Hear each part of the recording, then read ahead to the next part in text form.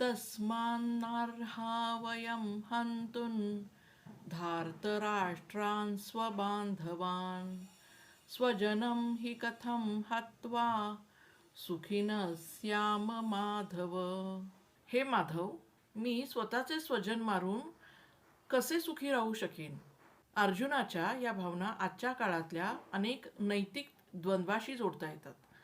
जेव्हा आपण अशा परिस्थितीत असतो की आपल्या कृतीमुळे आपल्याच लोकांचे नुकसान होणार असते, तेव्हा अंतर्मनात संघर्ष निर्माण होतो. माणूस केवळ बाह्य यशाच्या मागे धावत नाही, तो अंतःकरणाची शांतता शोधतो, असं हा श्लोक सांगतो. नैतिक मूल्ये आणि संवेदना ही युद्धात सुद्धा विसरता येत नाहीत.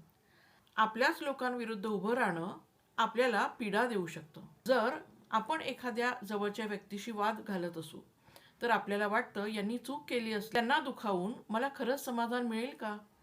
जर एखादा निर्णय आपल्या हिताचा असला पण त्यामुळे एखाद्याचं नुकसान होत असेल, विशेषतः ओळखीचे किंवा आपले लोक, तर अंतःकरणात एक आवाज उठतो जो विचारतो, ही किंमत देऊन हे यश खरंच हवं आहे का. जेव्हा आपण अंतर्मुख होतो तेव्हा आपल्या कृतींचं आपण आत्मविश्लेषण करतो आणि काही वेळा आपण स्वतःलाच विचारतो, ही कृती माझ्या मूल्यांशी सुसंगत आहे का. हा श्लोक आपल्याला नैतिक विवेक, भावनात्मक बंध आणि कर्तव्याच्या मर्यादा यांचा पुनर्विचार करायला होतो.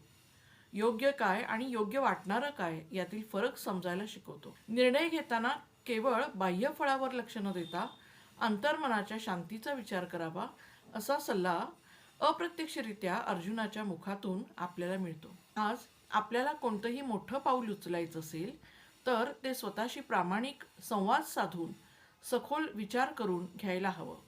हीच खरी भावनिक बुद्धिमत्ता म्हणजेच इमोशनल इंटेलिजन्स आहे. श्रीकृष्णार्पणमस्तु.